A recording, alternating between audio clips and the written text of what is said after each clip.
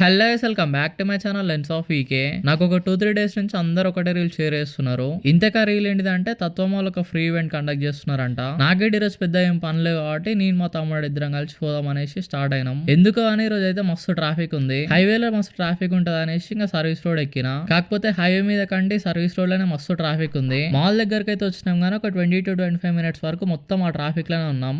ఇంకెట్లనో అట్లా మాల్ లోపలికి ఎంటర్ అయ్యి బండి సెల్లార్లో పార్క్ చేద్దాం అనేసి సెల్లార్లకు ఎంట్రీ అయినా. అందరు బైక్స్ అన్ని బయటనే పార్క్ చేస్తున్నారు. నాకు అప్పటికే అర్థమైతే బాగుండు, నేను కూడా బండి బయట పార్క్ చేసి నడుచుకుంటా మాల్ కి పోతే అయిపోవని. ఎందుకంటే నేను మాల్ కి బండి మీద ఒక 5 to 6 times వచ్చినప్పుడల్లా బండిని బేస్మెంట్ 1 లోనే పార్క్ చేసేది. కానీ ఈవెంట్ పుణ్యాన డైరెక్ట్ బేస్మెంట్ 3 లో పార్క్ చేసిన సారి ఇంకా మాల్లోకి పోదాం అనేసి ఇంకా లిఫ్ట్ కాడి పోయినా. ఆ లిఫ్ట్ ఏమో మొత్తం పైన తిరుగుతుంది, అసలు కిందికే వస్తలేదు. ఇంక ఇట్లా కాదనేసి స్టెప్స్ ఎక్కుదాం అనేసి ఒక 3 floors ఎక్కినాం. ఒకసారి అసలు క్రౌడ్ చూడు, అసలు ఎంత మంది వచ్చిరో. నేనైతే అస్సలు ఎక్స్పెక్ట్ చేయలేదు ఇంత మంది వస్తారని.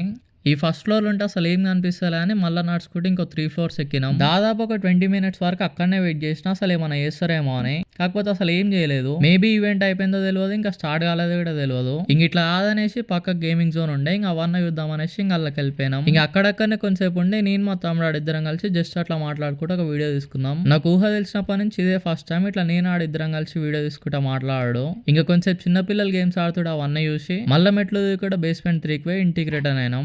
టోటల్ 6 floors ఎక్కి 6 floors దిగినాం. సో ఇంక ఈరోజు వాకింగ్ కూడా బంద్. హైవే మీదకి వెళ్ళి పోతుంటే మస్తు ట్రాఫిక్ ఉంది అనేసి గల్లెల్లోకి వెళ్ళి పోతుంటే నాకు బ్యూటిఫుల్ వ్యూ అనిపించింది. ఒకసారి మీరు చూడండి, ఒక ఫ్యామిలీ మన నేషనల్ ఫ్లాగ్ పట్టుకొని మొత్తం ట్రావెల్ చేస్తున్నారు. అండ్ అందరికి హ్యాపీ ఇండిపెండెన్స్ డే. ఇంక ఇంటికి పోయినాక నైట్ అన్నం తినేసి ఇంకా డే ఎండ్ చేసేసిన. Good night.